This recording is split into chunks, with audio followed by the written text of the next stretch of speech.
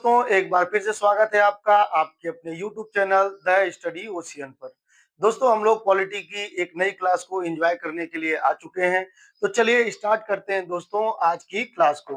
तो आज का दोस्तों जो हमारा पहला क्वेश्चन है वो है भारतीय संविधान का कौन सा अनुच्छेद आपातकाल के दौरान मौलिक अधिकारों को निलंबित करने की शक्ति प्रदान करता है।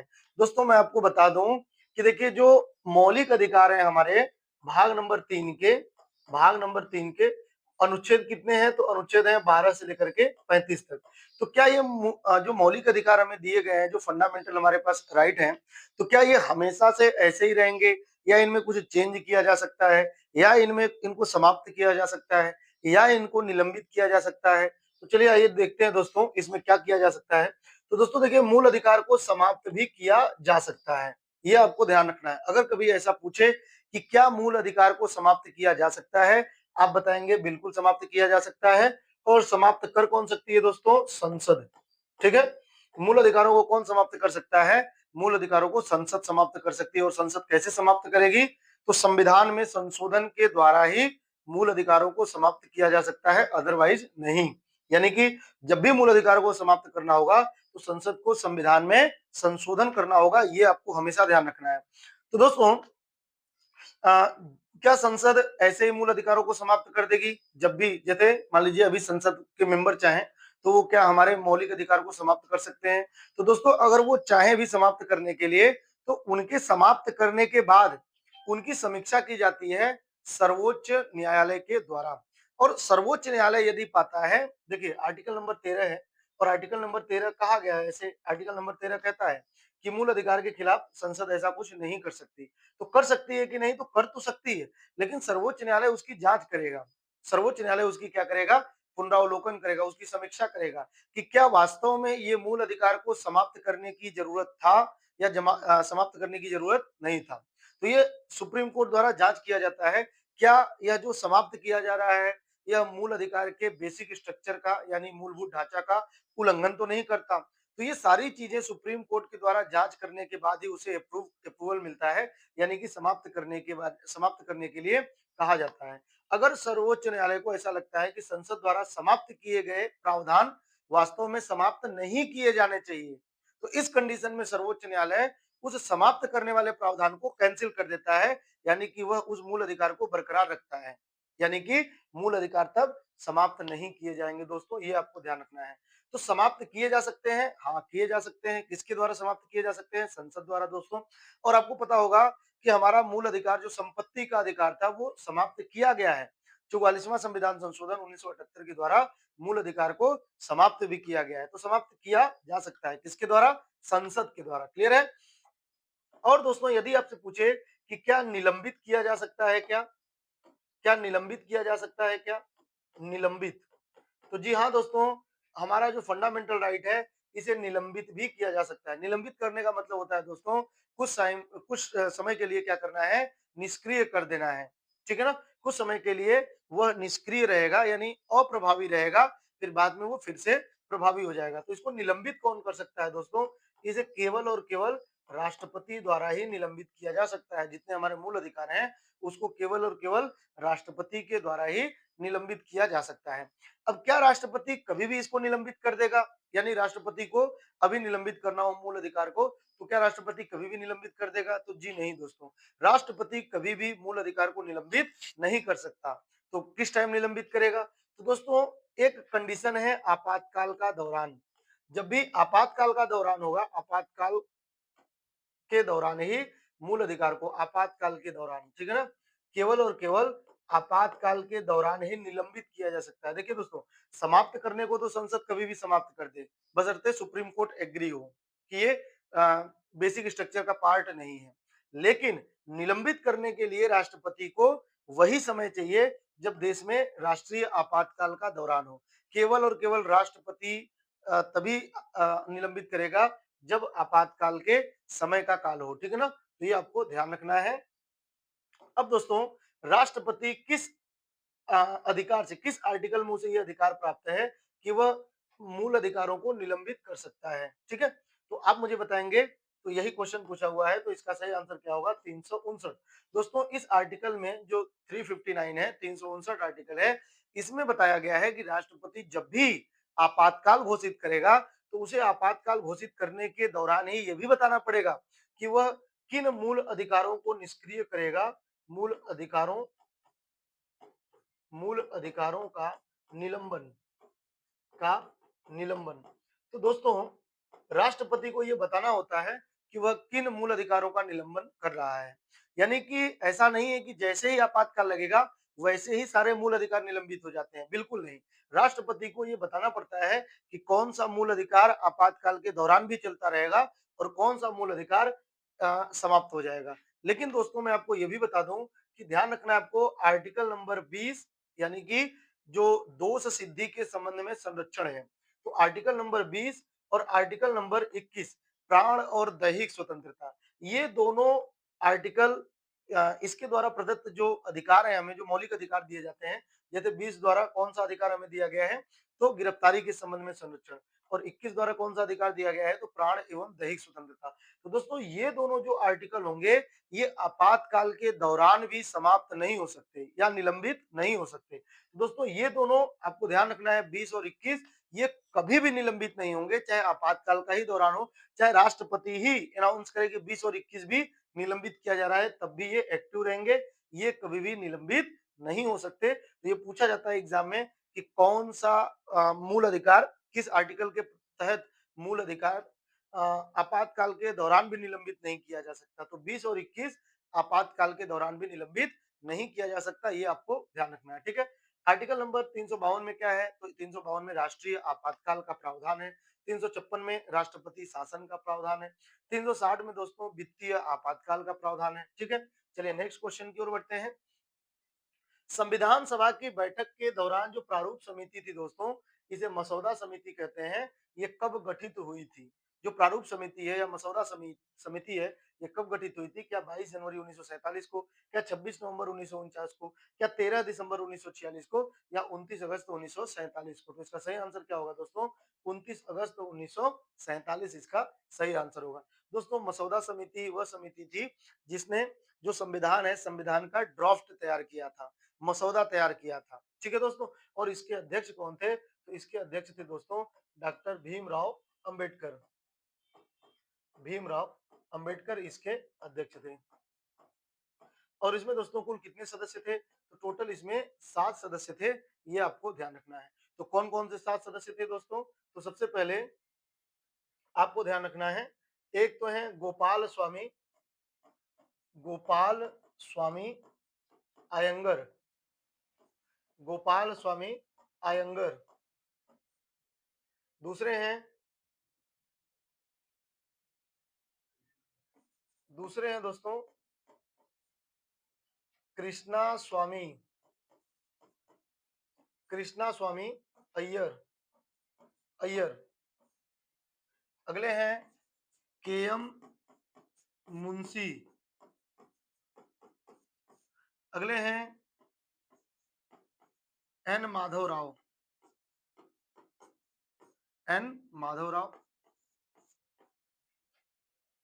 अगला है टीटी कृष्णामाचारी।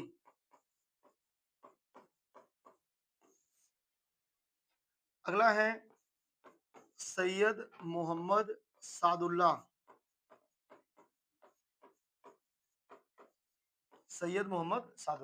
तो दोस्तों ये 6 मेंबर अन्य हैं और 7वें मेंबर भीमराव अंबेडकर साहब हैं। तो ये आप ध्यान रखिएगा, जो अंबेडकर साहब हैं ये इसके अध्यक्ष थे। दोस्तों एक चीज और भी है कि इसमें जैसे आता है कि निम्नलिखित में से कौन, इसमें से जैसे आता है ये 4 नाम दे करके, 5 नाम दे करके, कुछ नामों को दे करके, और उसमें एक ऑप्शन में अलग नाम दे करके वो कहेगा कि आप पहचानिए कि कौन से मेंबर प्रारूप समिति में या ड्राफ्ट कमेटी में शामिल थे। तो ये नाम भी इंपॉर्टेंट है दोस्तों, अगर याद कर सके तो याद कर लें, अयंगर, अय्यर, मुंशी, माधव, कृष्णम, सादुल्ला, ऐसे करके आप रटेंगे तो ये याद हो जाएगा, अयंगर, अय्यर, मुंशी, माधव, कृष्णम, सादुल्ला। तो इस तरीके से ये मेंबर है दोस्तों। इनमें एक चीज आप कॉमन देखेंगे, कॉमन क्या होगा कि मैक्सिमम लोगों का जो नाम होगा ना वो भगवान जो कृष्ण थे उनके नाम पर है। जैसे यहाँ पे गोपाल स्वामी है तो गोपाल है, एक कृष्ण स्वामी है तो कृष्ण है, ये माधव राव है तो माधव है, इनके नाम में भी कृष्णामचारी आता है। तो दोस्तों ये सब यहाँ पे देखिए, मुंशी नाम दिया हुआ है इनका नाम है, पूरा नाम है कन्हैया लाल माणिक लाल मुंशी, तो यहाँ पर भी कन्हैया आ जाएगा। तो ये मैक्सिमम जो नाम है सभी के सभी, केवल मोहम्मद सादुल्लाह का नाम छोड़ दिया जाए तो सबके नाम में भगवान कृष्ण का नाम आता है, ठीक है ना। इनका नाम क्या है, कन्हैया लाल माणिक लाल मुंशी, के एम मुंशी है, तो कन्हैया लाल माणिक लाल मुंशी है, तो यहाँ पे कन्हैया भी है। तो कुल मिलाकर के सबके नाम में भगवान कृष्ण का नाम आता है, तो ऐसे आप पहचान सकते हैं। लेकिन बेटर ये होगा कि आप इसको याद कर लें, वो ज्यादा बढ़िया होगा दोस्तों, ठीक है। तो प्रारूप समिति की जो गठन हुई थी वो कब हुआ था, 29 अगस्त 1947 को। नेक्स्ट क्वेश्चन देखते हैं, भारत में संसद के दोनों सदनों की संयुक्त बैठक की अध्यक्षता कौन करता है। दोस्तों क्या होता है संयुक्त बैठक, क्या होता है, ज्वाइंट सिटिंग कहते हैं इसको। तो ज्वाइंट सिटिंग कैसे होता है और कौन करता है ज्वाइंट सिटिंग, मैं आपको बताता हूँ। देखिए, जैसे हमारा पार्लियामेंट है, हमारी संसद है, तो संसद के दोस्तों दो हाउस होते हैं, क्लियर है, दो हाउस है, एक है लोकसभा और दूसरा है राज्यसभा। तो कोई भी बिल, कोई भी विधेयक, है ना, जैसे लोकसभा में आया और लोकसभा से वो पास हो गया, लोकसभा में कितने मेंबर हैं, 543, तो मान लीजिए लोकसभा से वो पास हो गया, राज्यसभा में गया, राज्यसभा में संख्या है 245, लेकिन राज्यसभा में अक्सर सरकार को बहुमत नहीं होती। जैसे लोकसभा में बहुमत होती है सरकार को, लेकिन राज्यसभा में सरकार को बहुमत नहीं होती, अक्सर बहुमत नहीं होता है राज्यसभा में। तो यहाँ पे पास होना, कोई भी बिल जो है, कोई भी विधेयक राज्यसभा में पास करवाना सरकार के लिए थोड़ी सी मुश्किल होती है, क्योंकि यहाँ पे विपक्ष के नेताओं की, दूसरे पार्टियों के नेताओं की संख्या सरकार की तुलना में थोड़ा सा ज्यादा होता है। कभी कभी सरकार का भी हो सकता है, लेकिन मैक्सिमम टाइम क्या होता है, राज्यसभा में विपक्ष का संख्या बल अधिक होता है, तो राज्यसभा में पास करवाना सरकार को मुश्किल होता है। तो ऐसी कंडीशन में जब कोई बिल हो, वह लोकसभा से पास हो जाए लेकिन राज्यसभा में वो पास नहीं हुआ, तो इस कंडीशन में जो मंत्री परिषद, जो सरकार है, वह राष्ट्रपति को सलाह देता है कि आप ज्वाइंट सीटिंग बुलाइए, मतलब दोनों को एक ही में बैठाइए, ठीक है, लोकसभा को और राज्यसभा को दोनों में एक ही में बैठा करके तब वोटिंग करवाइए। तो ऐसे क्या होता है दोस्तों कि सरकार, इसमें संख्या ज्यादा है तो सरकार को इसमें फायदा हो जाता है, ठीक है। तो ज्वाइंट सिटिंग, जब मत गतिरोध उत्पन्न हो जाता है लोकसभा और राज्यसभा में, तब सरकार के सलाह पर राष्ट्रपति द्वारा बुलाया जाता है, ठीक है। किसके द्वारा बुलाया जाता है, राष्ट्रपति के द्वारा बुलाया जाता है, ये आपको ध्यान रखना है। तो यदि पूछे ज्वाइंट सिटिंग किसके द्वारा बुलाया जाता है, संयुक्त बैठक किसके द्वारा बुलाया जाता है, तो राष्ट्रपति के द्वारा बुलाया जाता है। और इसका प्रावधान किस आर्टिकल में है दोस्तों, तो इसका प्रावधान है आर्टिकल नंबर 108, ये आपको ध्यान रखना है, बहुत इंपॉर्टेंट आर्टिकल है ये। तो आर्टिकल नंबर 108 में राष्ट्रपति इस प्रावधान के तहत, जो दोनों अधिवेशन अलग अलग, जो दोनों वो है हाउस है जिनकी बैठकें अलग अलग चल रही थी, अब दोनों को एक ही में बैठाया जाता है। तो लोकसभा और राज्यसभा दोनों एक ही हाउस में बैठते हैं, अक्सर ये लोकसभा में बैठते हैं। तो उनकी अध्यक्षता कौन करता है, क्योंकि दोस्तों लोकसभा का तो अपना लोकसभा अध्यक्ष होता है और राज्यसभा का अपना सभापति होता है। तो सवाल ये है कि जब दोनों एक ही में बैठेंगे तो इसकी अध्यक्षता कौन करेगा, तो क्या राष्ट्रपति करेगा, लोकसभा का अध्यक्ष करेगा, उपराष्ट्रपति करेगा या प्रधानमंत्री करेगा। तो इसका सही आंसर क्या होगा दोस्तों, लोकसभा का अध्यक्ष। लेकिन अगर सवाल ये है, क्वेश्चन ऐसे आता है कि यदि लोकसभा का अध्यक्ष न हो तब कौन करेगा। जैसे देखिए, ये लोकसभा है, ये राज्यसभा है, ठीक है, इसमें बैठते हैं मेंबर 543 और इसमें बैठते हैं 245, ये दो हाउस है, ठीक है। तो इसमें एक अध्यक्ष होता है और एक उपाध्यक्ष होता है, यहाँ पर एक सभापति होता है, एक उपसभापति होता है। तो सवाल ये है कि यदि लोकसभा का अध्यक्ष न हो तब कौन इसकी अध्यक्षता करेगा। तो लोकसभा का अध्यक्ष न हो दोस्तों, तब ये सभापति नहीं करेगा, तब उपाध्यक्ष करेगा, ये आपको ध्यान रखना है, ठीक है। चलिए नेक्स्ट क्वेश्चन की ओर बढ़ते हैं।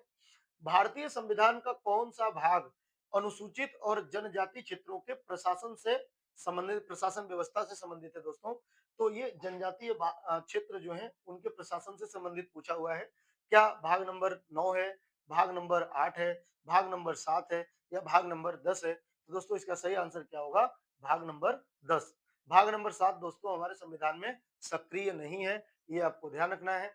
भाग नंबर 8 में यूटी, यूनियन टेरिटरी जो है, केंद्र शासित प्रदेश है, उनके बारे में बताया गया है दोस्तों। और भाग नंबर 9 में क्या बताया गया है, जो पंचायती राज है उसका प्रावधान किया गया है, ठीक है, पंचायती राज। तो दोस्तों हमारा जो नेक्स्ट क्वेश्चन है वो है, निम्नलिखित में से कौन सा मौलिक कर्तव्य बाद में जोड़ा गया है।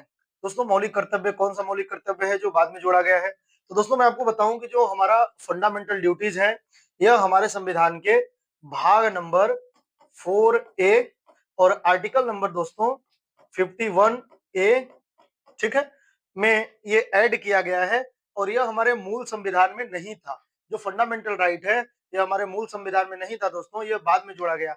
और किस संशोधन द्वारा जोड़ा गया था? तो ये 42वां संविधान संशोधन 1976 द्वारा जोड़ा गया था, स्वर्ण सिंह समिति की सिफारिश पर। ये आपको ध्यान रखना है, स्वर्ण सिंह समिति की सिफारिश पर, ठीक है। स्वर्ण सिंह समिति ने सिफारिश दिया था और इंदिरा गांधी की सरकार थी दोस्तों, इमरजेंसी का दौर था, यानी आपातकाल का दौर था। 1975 से लेकर के 1977 तक आपातकाल का दौर था और उसी बीच में संविधान के एक बड़े एरिया को इंदिरा गांधी सरकार द्वारा चेंज किया गया था। इसमें 42वां संविधान संशोधन 1976 के तहत मौलिक कर्तव्य जोड़ा गया था। तो हमारे मूल संविधान में मौलिक कर्तव्य नहीं था, बल्कि यह बाद में जोड़ा गया था, इतना आपको ध्यान रखना है। तो जब दोस्तों मौलिक कर्तव्य जोड़ा गया था, तो मैं आपको बता दूं कि जो मौलिक कर्तव्य जोड़े गए थे वो कितने जोड़े गए थे? 10।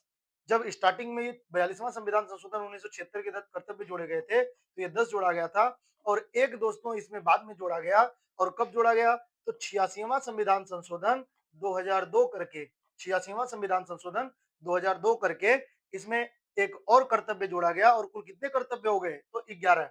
अभी वर्तमान में 11 कर्तव्य हमारे। और वही क्वेश्चन है दोस्तों कि जो सबसे लास्ट में एक कर्तव्य जोड़ा गया, जो 11वां कर्तव्य जोड़ा गया है, यह कर्तव्य कौन सा है? तो दोस्तों यह कर्तव्य कौन सा है?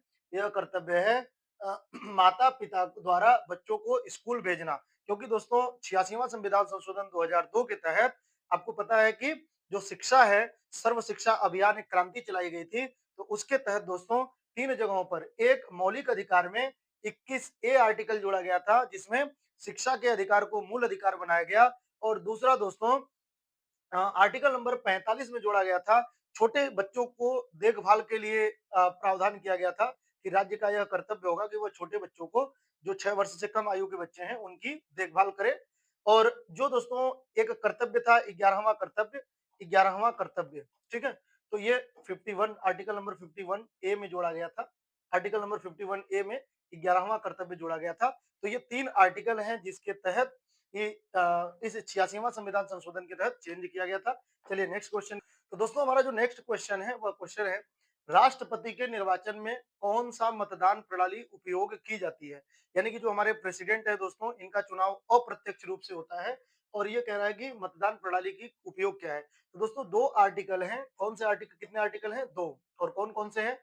तो एक 54 है और दूसरा है 55। राष्ट्रपति के चुनाव से संबंधित 2 आर्टिकल है दोस्तों। तो जो 54 में है वो क्या है? उसमें है राष्ट्रपति का निर्वाचक मंडल। राष्ट्रपति का निर्वाचक मंडल, यानी कि राष्ट्रपति को कौन-कौन से लोग वोटिंग करते हैं, उसको निर्वाचक मंडल कहते हैं। और उस निर्वाचक मंडल में दोस्तों कौन-कौन से लोग शामिल होते हैं? तो संसद के निर्वाचित सदस्य और राज्य के जो विधानसभा हैं, उनके निर्वाचित सदस्य। संसद के निर्वाचित सदस्य और राज्यों की जो विधानसभा है, उनके निर्वाचित सदस्य राष्ट्रपति को वोटिंग करते हैं। तो ये राष्ट्रपति का विधानमंडल है, ठीक है। और जो 55 है दोस्तों, 55 में क्या है? तो 55 में है राष्ट्रपति के निर्वाचन की प्रक्रिया। निर्वाचन प्रक्रिया, इन दोनों में अंतर होता है, ध्यान रखना है। दोनों ही चुनाव से रिलेटेड है। 54 में क्या है? निर्वाचक मंडल, यानी राष्ट्रपति को वोटिंग कौन करेंगे। और 55 में है निर्वाचन की प्रक्रिया, यानी कि चुनाव कैसे होगा। तो राष्ट्रपति के चुनाव के लिए जो प्रक्रिया बताई गई है दोस्तों, एकल संक्रमणीय मत पद्धति बताई गई है, ये ध्यान रखिएगा। और यही प्रणाली दोस्तों ध्यान रखना है आपको कि उपराष्ट्रपति के चुनाव में भी अपनाया जाता है। इसके अलावा दोस्तों यही प्रणाली राष्ट्रपति हो गया, उपराष्ट्रपति हो गया, राज्यसभा के चुनाव में भी अपनाई जाती है दोस्तों, राज्यसभा के चुनाव में अपनाई जाती है। और यही प्रणाली दोस्तों जो हमारी संविधान सभा चुनी गई थी, संविधान सभा, तो संविधान सभा जो चुनी गई थी उसका चुनाव भी इसी प्रणाली पर हुआ था। तो राष्ट्रपति, उपराष्ट्रपति, राज्यसभा और विधानसभा, संविधान सभा, तो ये 4 आपको ध्यान रखना है कि इसी प्रणाली के तहत राष्ट्रपति का चुनाव हुआ था। और इसी प्रणाली के तहत राष्ट्रपति, उपराष्ट्रपति, राज्यसभा और संविधान सभा का चुनाव इसी प्रणाली पर हुआ था। राष्ट्रपति के पद की व्यवस्था दोस्तों किस आर्टिकल में है? तो 52, 52 में क्या है? राष्ट्रपति का पद है, आपको ध्यान रखना है। राष्ट्रपति का पद किसमें है? 52 में है। 53 में क्या है दोस्तों? 53 में है कि राष्ट्रपति जो कार्यपालिका का प्रमुख होगा। तो 53 में है राष्ट्रपति के कार्यपालिका का प्रमुख होगा। और 54 में निर्वाचक मंडल, 55 में निर्वाचन प्रक्रिया, 56 में क्या है दोस्तों? तो 56 में है राष्ट्रपति का कार्यकाल। आपको ध्यान रखना है कि राष्ट्रपति का कार्यकाल किसमें है। तो दोस्तों हमारा जो नेक्स्ट क्वेश्चन है वो है संविधान का कौन सा संशोधन सहकारी समितियों के गठन से संबंधित है। दोस्तों सहकारी समितियां बहुत ही इंपॉर्टेंट है। जो भारत सरकार है अभी मोदी सरकार, इन्होंने भी सहकारी समितियों पर बहुत जोर दिया है। ये most most most important question है जो आपको याद ही होना चाहिए। मतलब इसमें ये 5 स्टार वाला क्वेश्चन है, कह लीजिए कि इसमें आपको जरा भी डाउट नहीं होना चाहिए, क्योंकि ये क्वेश्चन बार बार रिपीट करता है, हर एग्जाम में रिपीट करता है। तो ये सहकारी समिति आपको याद होना चाहिए, ठीक है। तो सहकारी समिति दोस्तों, जो सहकारी समितियां हैं, इसके तहत कौन सा संशोधन के तहत सहकारी समितियों का गठन किया गया था? तो इसका सही आंसर क्या होगा? 97वां संविधान संशोधन 2011। तो इसके तहत क्या क्या चेंज किया गया, आइए हम लोग डिस्कस करते हैं, देखते हैं कि सहकारी समितियों के तहत क्या क्या चेंज किया गया। दोस्तों संविधान में एक नया भाग जोड़ा गया, जिस भाग का नाम क्या है? इस संशोधन द्वारा संविधान में एक भाग जोड़ा गया था, और उस भाग का नाम क्या है? तो उस भाग का नाम है 9 बी। भाग का नाम क्या है? 9 बी, ठीक है ना। तो भाग नंबर 9 बी दोस्तों, भाग नंबर 9 बी या 9, आपको पता है जैसे 9 पहले से था, तो 9 ए और 9 बी ये दो भाग बाद में जोड़े गए हैं। तो सोचिए कि सहकारी समिति कितना इंपॉर्टेंट होगा कि संविधान में एक नया भाग ही जोड़ा गया है। तो 9 बी भाग नंबर में क्या है? तो सहकारी समिति है, ठीक है, सहकारी समिति है। तो ये बहुत ही इंपॉर्टेंट है, जिसको आपको ध्यान रखना है। और सहकारी समितियों में दोस्तों एक आर्टिकल में भी चेंज किया गया है, 19 के एक पहले क्लॉज के, जो ग है हमारा, ग या इंग्लिश में इसको सी बोलेंगे, उसमें है आपको संगठन बनाने की स्वतंत्रता। तो इसी में एक मौलिक अधिकार बताया गया कि सहकारी समिति बनाने की भी स्वतंत्रता प्राप्त होगी, सहकारी समिति गठित करने की भी स्वतंत्रता प्राप्त है। जहाँ पे आपको संगठन बनाने की स्वतंत्रता, संघ और संगठन बनाने की स्वतंत्रता थी, वहीं पे सहकारी समिति बनाने की भी स्वतंत्रता है। 19 के पहले क्लॉज के ग में आप देखेंगे तो यहाँ पर ये भी तो दो जगह चेंज किया गया, एक 19 के पहले के ग में, और दूसरा है एक नया भाग जोड़ा गया था। और संविधान में ये भाग भी एक डीपीएसपी में भी प्रावधान किया गया था, वो हम कभी और चर्चा करेंगे। अभी फिलहाल आप समझिए कि जो भाग नंबर 9 बी जोड़ा गया, ये 9 बी में कौन से आर्टिकल है दोस्तों, ठीक है ना। तो जैसे हमारे संविधान में भाग नंबर, ध्यान से समझिए, हमारे संविधान में भाग नंबर 9 तो पहले से ही था, और भाग नंबर 9 में जो 9 था, इसमें एक ही आर्टिकल था 243, एक आर्टिकल था 243। इस 243 में दोस्तों कहा गया था कि सरकार पंचायती राज का गठन करेगी, और सरकार ने 73वां संविधान संशोधन 1992 किया, और 92 करके इसमें बहुत सारे आर्टिकल जोड़े, तो इसमें और भी आर्टिकल बढ़ गए, और 243 पहले से ही था, फिर 243 ए, 243 बी, ऐसे करते करते ये जोड़ा गया 243 ओ तक, ओ तक दोस्तों ये जोड़ा गया। क्लियर है? इसके बाद भाग नंबर 9 ए, ये एक एक्स्ट्रा भाग जोड़ा गया 9 ए, और ये दोस्तों 74वां संविधान संशोधन 1992 के तहत जोड़ा गया, ठीक है। और इसमें क्या था? तो इसमें तो पंचायती राज है दोस्तों, इसमें पंचायत है, और इसमें क्या है? पंचायत। तो इसमें क्या है? जो 9 ए है, तो दोस्तों इसमें आर्टिकल पहले हम देखते हैं 243 पी से लेकर के, 243 पी से लेकर के 243 जेड जी तक, और इसमें क्या है? तो इन सब आर्टिकल्स में नगर पालिका का प्रावधान किया गया है, नगर पालिका का प्रावधान किया गया है, ये आपको ध्यान रखना है।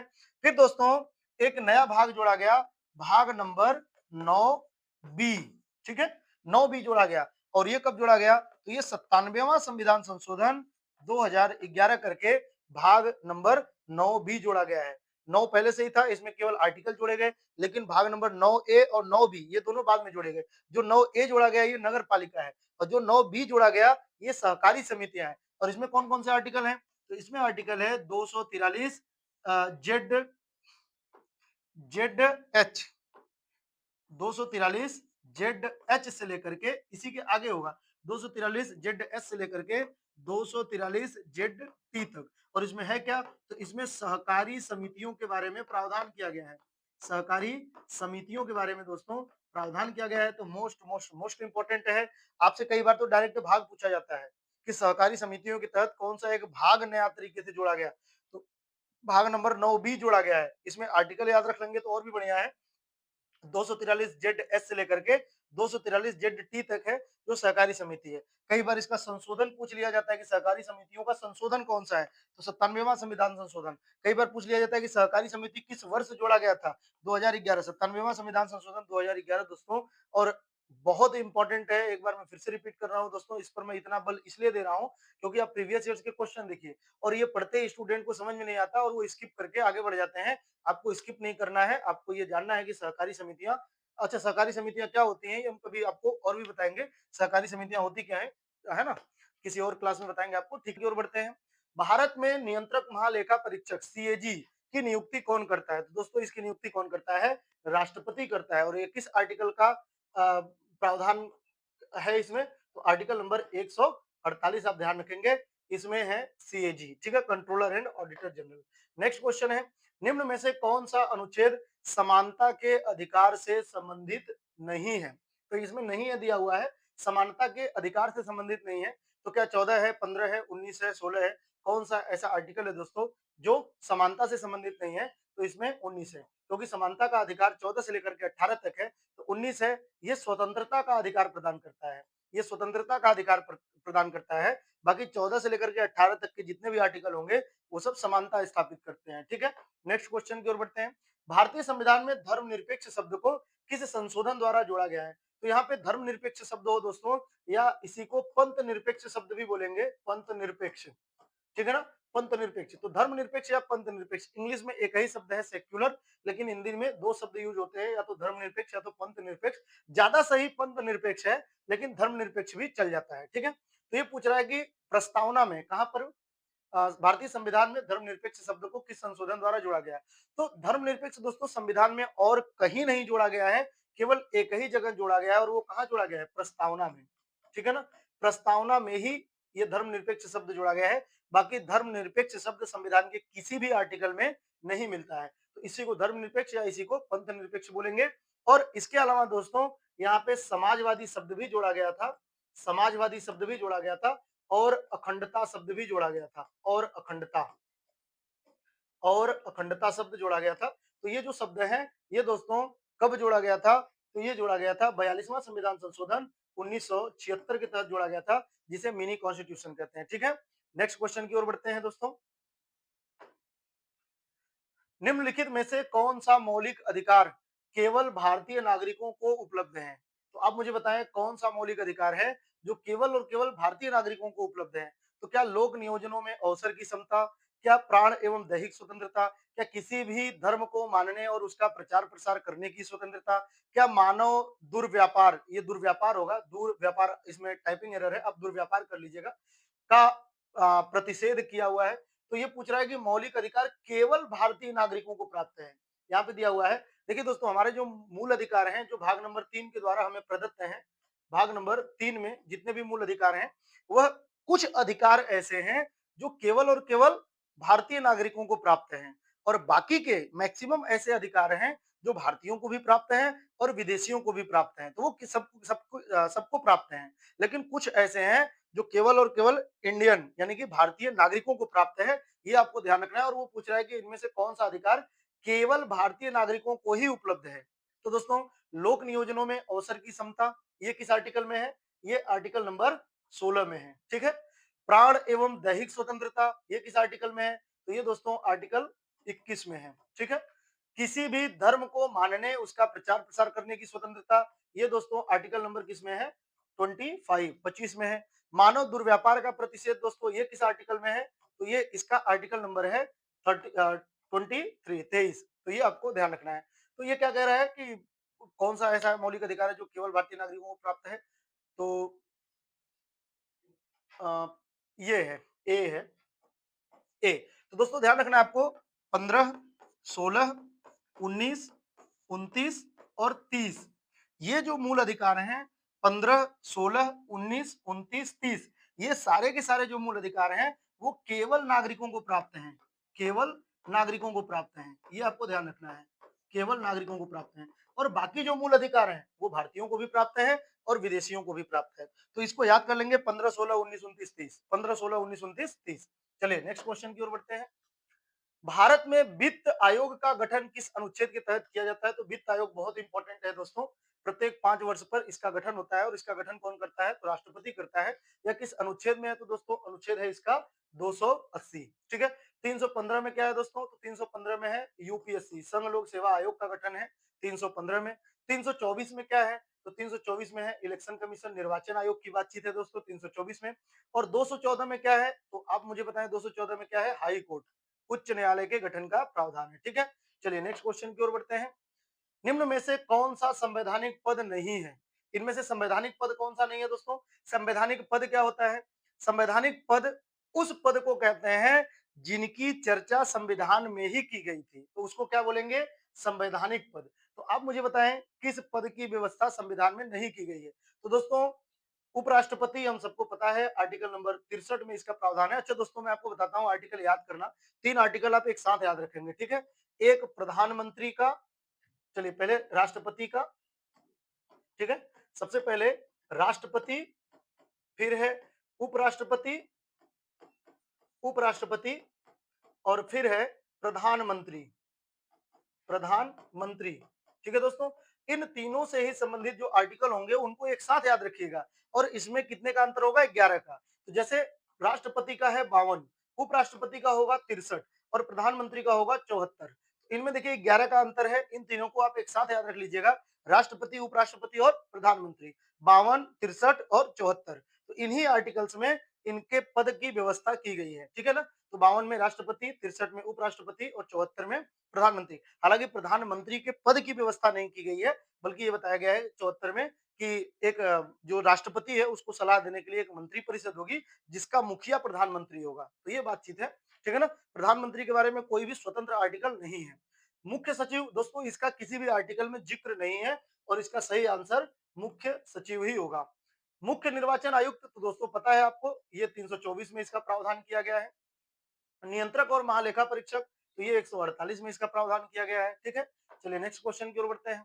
भारत में न्यायिक समीक्षा की शक्ति कहां से लिया गया है? दोस्तों न्यायिक समीक्षा क्या होता है? तो देखिए मैंने आपको बताया था कि जब भी संसद है, संसद, तो कानून बनाने का अधिकार तो संसद को प्राप्त है। या संविधान में कुछ भी चेंज करना हो, कुछ संशोधन करना हो, कुछ अमेंडमेंट करना हो, तो वह प्रावधान किसके पास है? वह शक्ति किसके पास है? तो वह संसद के पास है। तो संसद जब भी संविधान में कुछ भी चेंज करती है या कोई कानून बनाती है, तो जैसे वह संसद से पास होकर के एक कानून का रूप ले लेता है, कानून का रूप, तो संसद से कोई भी अधिनियम, कोई भी विधेयक संसद से पास होकर के जब वो अधिनियम बनता है, अधिनियम बनने से ठीक पहले जो सुप्रीम कोर्ट है दोस्तों इसकी जांच कर सकता है, करता है। अगर वह संविधान के खिलाफ है, संविधान सम्मत नहीं है, संविधान का उल्लंघन करता है, तो ऐसी कंडीशन में जो सुप्रीम कोर्ट है दोस्तों, यह संसद द्वारा बनाए गए कानून को रद्द कर देती है बीच में ही और ये अधिनियम नहीं बन पाता। तो जब संसद से पास हो जाता है तब सर्वोच्च न्यायालय उसकी जांच करके और उसको संविधान सम्मत न मान करके उसको कैंसिल भी कर सकते हैं, संसद के किसी भी प्रावधान को। और सुप्रीम कोर्ट जो ये जांच करती है, ये भी संविधान का बेसिक पार्ट बताया है सुप्रीम कोर्ट ने। ठीक है ना। तो इसको कहते हैं न्यायिक समीक्षा। क्या कहते हैं? न्यायिक समीक्षा।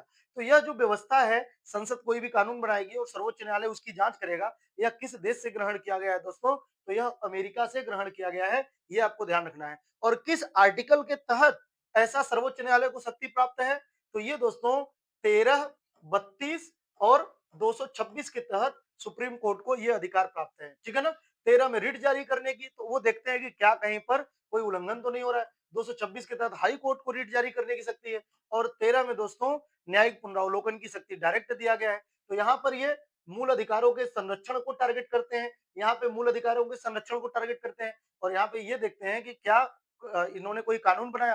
कहने का मतलब ये है कि 13 में ये जांच करते हैं और 32 और 226 के तहत उसे कैंसिल करते हैं, है ना, कि ये भैया ठीक नहीं है, यह उल्लंघन करता है। क्लियर है। तो ये अमेरिकी संविधान से ग्रहण किया गया है। नेक्स्ट क्वेश्चन है, संविधान सभा में प्रारूप समिति के अध्यक्ष कौन थे? तो दोस्तों मैंने इसमें इसी क्लास में आपको बताया है पहले कि प्रारूप समिति के अध्यक्ष कौन थे? डॉक्टर भीमराव अंबेडकर। और इसका गठन कब हुआ था? तो 29 अगस्त, आप ध्यान रखेंगे 29 अगस्त 1947। तो ये आपको ध्यान रखना है। और इसमें टोटल मेंबर कितने थे? तो मेंबर थे 7। ठीक है। अध्यक्ष डॉक्टर भीमराव अंबेडकर। ठीक है। नेक्स्ट क्वेश्चन की ओर बढ़ते हैं।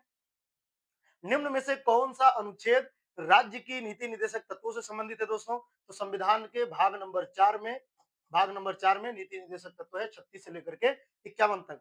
भाग नंबर 3 में है, भाग नंबर 3 में है 12 से लेकर के 35 तक मूल अधिकार, और 51 है ये भाग नंबर 4 ए है मौलिक कर्तव्य, अनुच्छेद 51 ए, ठीक है ना। और ये 52 से लेकर के 151 तक है, यहाँ 62 तक नहीं है, तो ये गलत है। नेक्स्ट क्वेश्चन, भारत में विधान परिषद की अधिकतम सदस्य संख्या, बहुत इंपॉर्टेंट क्वेश्चन है दोस्तों और बहुत खूबसूरत क्वेश्चन है।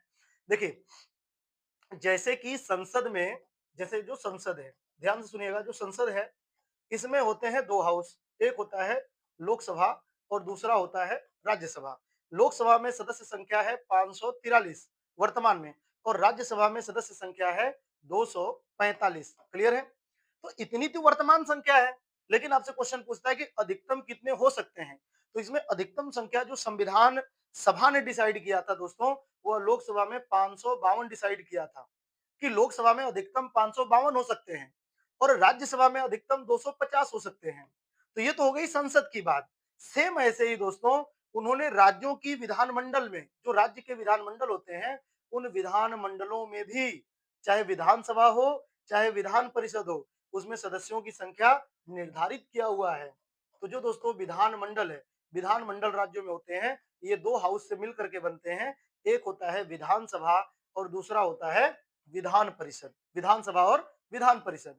तो दोस्तों हर राज्य में विधानसभा में सदस्यों की संख्या अलग अलग हो सकती है और हर राज्य में विधान परिषद में सदस्यों की संख्या अलग अलग हो सकती है। हालांकि वर्तमान में विधान परिषदों में जो संख्या हमारे पास है, विधानमंडल में जो विधान परिषद मौजूद है, वो केवल 6 राज्य ऐसे हैं जिनके पास विधान परिषद है। क्लियर है? सबके पास विधान परिषद नहीं होता, विधान परिषद केवल 6 राज्यों के पास है। लेकिन अगर 2 हाउस है उनके पास, तो मेंबर तो होने चाहिए। तो संविधान सभा ने संख्या निर्धारित किया हुआ है। तो विधानसभा में कितने होंगे दोस्तों और विधान परिषद में कितने होंगे? तो ध्यान रखना है आपको, विधानसभा में बताया गया है कि अधिकतम 500 होंगे। किसी भी राज्य की विधानसभा में अधिकतम कितने सदस्य हो सकते हैं? 500। और न्यूनतम कितने हो सकते हैं? 60। तो किसी भी राज्य की विधानसभा में अधिकतम सदस्यों की संख्या 500 और कम से कम सदस्यों की संख्या कितनी होगी? 60।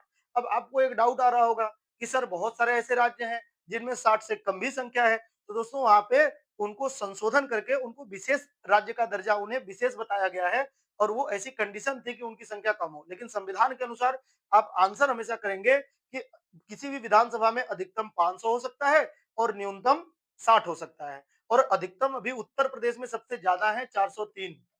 उत्तर प्रदेश में सबसे ज्यादा विधानसभा में सीटों की संख्या है 403। लेकिन अधिकतम अगर ये बढ़ाएं तो कितना बढ़ा सकते हैं? 500 कर सकते हैं। अब आते हैं विधान परिषद, जो हमारा क्वेश्चन भी है कि विधान परिषद में, तो विधान परिषद में दोस्तों संख्या निर्धारित नहीं है। विधान परिषद में कहा गया है कि जितना भी विधानसभा की संख्या होगी, जितना भी विधानसभा की संख्या होगी उसका 1/3, तो विधानसभा का 1/3, 1/3 सदस्य संख्या। तो जैसे उत्तर प्रदेश में 403 है, तो इसका 1/3 कर लेंगे, उससे ज्यादा विधान परिषद में सदस्यों की संख्या नहीं हो सकती। और अभी उत्तर प्रदेश में जो विधान परिषद में सदस्यों की संख्या है वो 100 है, ठीक है। लेकिन अगर वो अधिकतम करना चाहें तो 403 के 1/3, मतलब इसका 403/3 जितना आएगा, 403/3, इसका 1/3 निकालेंगे तो जितना भी आएगा उससे ज्यादा विधान परिषदों में सदस्य संख्या नहीं हो सकती। और न्यूनतम 40 बताया गया है। न्यूनतम कितना बताया गया है? 40। तो अधिकतम 1/3 किसका? विधानसभा का। विधानसभा का करंट जितना संख्या होगा उसका 1/3 और कम से कम 40। ये आपको ध्यान रखना है। तो इसका सही क्या आंसर क्या होगा? विधानसभा का 1/3, 1/3। चलिए नेक्स्ट क्वेश्चन की ओर बढ़ते हैं। राष्ट्रपति को उनके कार्यकाल के दौरान हटाने की प्रक्रिया क्या कहलाती है? राष्ट्रपति को दोस्तों जो हटाने का उनके कार्यकाल, तो राष्ट्रपति का कार्यकाल किस आर्टिकल में है? राष्ट्रपति का दोस्तों जो कार्यकाल है वह 56 में है और कहा गया है कि राष्ट्रपति का कार्यकाल 5 वर्षों का होगा। जिस दिन वो पद ग्रहण करेगा तो पद ग्रहण करने से 5 वर्ष, लेकिन 5 वर्ष से पहले भी उसके ऊपर महाभियोग द्वारा हटाया जा सकता है। तो राष्ट्रपति को महाभियोग द्वारा हटाया जाएगा, ये भी बात 56 में बताया गया है। लेकिन अगर पूछेगा महाभियोग की प्रक्रिया क्या होगी, तो महाभियोग की जो प्रक्रिया है दोस्तों, महाभियोग की प्रक्रिया क्या होगी, क्या नियम होगा, तो ये होगा आर्टिकल नंबर 61। और महाभियोग की प्रक्रिया क्या है? महाभियोग की प्रक्रिया है कि लोकसभा हो या राज्यसभा, दोनों में से किसी में भी प्रस्ताव आ सकता है। जिस भी सदन में प्रस्ताव आएगा उसका 1/4 सदस्य, चाहे लोकसभा में आए चाहे राज्यसभा में आए, तो 1/4 सदस्यों की सहमति एक साथ होना अनिवार्य है, तभी वह प्रस्ताव लाया जा सकता है। ठीक है, चलिए नेक्स्ट क्वेश्चन की ओर बढ़ते हैं। भारत में पहला संविधान संशोधन कब हुआ था? तो दोस्तों पहला संविधान संशोधन है तो बहुत ही इंपॉर्टेंट है, तो ये कब हुआ था? पहला संविधान संशोधन दोस्तों 1951 में हुआ था, ये ध्यान रखना है। और पहला संविधान संशोधन दोस्तों पूछा जाता है किस आर्टिकल में हुआ था, तो बहुत इंपॉर्टेंट है और ये आप नोट करेंगे और कभी नहीं भूलेंगे। ठीक है, क्योंकि ये पहला है, कोई भी चीज पहला होता है तो वो बहुत इंपॉर्टेंट होता है। और हमारे संविधान में अब तक लगभग 104 105 संशोधन हो चुके हैं, लेकिन आपको ध्यान रखना है कि ये पहला है तो इसके आर्टिकल भी पूछे जाते हैं, भाग भी पूछा जाता है, कुछ भी अगर जोड़ा गया है तो कुछ।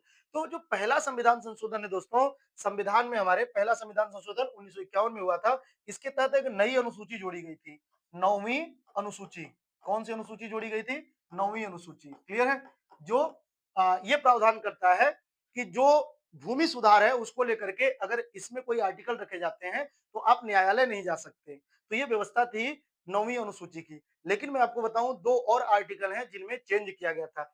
एक ये तो हो गई अनुसूची, हमारे मूल संविधान में कुल 8 अनुसूचियां थी, फिर 9वीं पहली संशोधन द्वारा जोड़ी गई, फिर ऐसे ही फिर 11 नंबर, ऐसे ही 10 नंबर, फिर 11 नंबर और फिर 12 नंबर, इस तरीके से ये अनुसूचियां बढ़ करके अभी संख्या कितनी हो गई? 12। तो जो 9वीं अनुसूची थी ये पहला संविधान संशोधन द्वारा। ठीक है, लेकिन आपको ध्यान रखना है कि कुछ आर्टिकल आपको ध्यान रखना है, जैसे एक आर्टिकल है कई जगह पे चेंज किया गया था, हमारे एग्जाम के लिए जो इंपॉर्टेंट है, एक आर्टिकल 15 ध्यान रखेंगे, इसमें 15 में क्लॉज नंबर 4 जोड़ा गया था दोस्तों, और इसमें कहा गया था कि सामाजिक और शैक्षिक रूप से, बताइए 15 में क्या है? 15 में तो ये कहा गया है ना कि धर्म, जाति, लिंग, नस्ल या जन्म स्थान के आधार पे भेदभाव नहीं होगा। तो इसमें कहा गया था कि भेदभाव नहीं होगा, लेकिन फिर इसमें एक क्लॉज जोड़ा गया, क्लॉज 4, और इसमें बताया गया था कि यदि सरकार, जो सरकार है ना, यदि सरकार सामाजिक और शैक्षिक रूप से, एक तो सामाजिक है और दूसरा है शैक्षिक रूप से पिछड़े वर्ग के लोगों के लिए, सामाजिक और शैक्षिक रूप से पिछड़े हुए लोगों को अगर कुछ विशेष रियायत देती है, स्कूल कॉलेजों में कुछ उनकी सीटें आरक्षित करती है, तो वह भेदभाव नहीं माना जाएगा, यानी सरकार ऐसा कर सकती है। तो सामाजिक और शैक्षिक रूप से पिछड़े पिछड़े वर्गों को वर्गों को सुविधा, इसका उल्लंघन नहीं माना जाएगा, इसका उल्लंघन नहीं माना जाएगा, नहीं माना जाएगा। ठीक है, ये आपको ध्यान रखना है, और इसी के तहत एससी एसटी को भी ये दिया जाता है। ठीक है, और आपको एक चीज और ध्यान रखना है कि एक आर्टिकल और है दोस्तों, और वो है आर्टिकल नंबर 19। इसमें जो पहला है क्लॉज 19 के पहले क्लॉज 1 में जो ए में है, वाक एवं अभिव्यक्ति की स्वतंत्रता। तो इसमें कहा गया था कि सरकार कुछ मतलब असामाजिक तत्वों द्वारा अगर इसका गलत इस्तेमाल किया जाएगा तो सरकार उसको प्रतिबंधित कर सकती है। तो यहाँ पर भी एक आर्टिकल है 19 के, एक वाक एवं अभिव्यक्ति की स्वतंत्रता जो है उसको भी सरकार किसी कंडीशन में रोक लगा सकती है, वो कंडीशन बताया गया है। तो आर्टिकल नंबर 15 और आर्टिकल नंबर 19 दो जगहों पर ये चेंज किया गया था, ये भी आपको ध्यान रखना है। इसके अलावा 9वीं अनुसूची जोड़ी गई थी। चलिए नेक्स्ट क्वेश्चन है, निम्न में से कौन सा अधिकार गैर नागरिकों को भी उपलब्ध है, यानी कि विदेशियों को भी उपलब्ध है? ठीक है, कौन सा मूल अधिकार विदेशियों को भी उपलब्ध है? तो अभी मैंने बताया था दोस्तों आपको 15, 16, 19, 29 और 30, इसके द्वारा प्रदत्त जितने भी मूल अधिकार होंगे वह केवल इंडियन को होंगे। तो इसमें देखिए 19 भी है, इसमें देखिए 29 भी है, इसमें देखिए 30 भी है, इसका मतलब 21 जो है यह इंडियन को भी प्राप्त है और विदेशियों को भी प्राप्त है। ठीक है, जिसमें है प्राण एवं दैहिक स्वतंत्रता। चलिए नेक्स्ट क्वेश्चन की ओर बढ़ते हैं।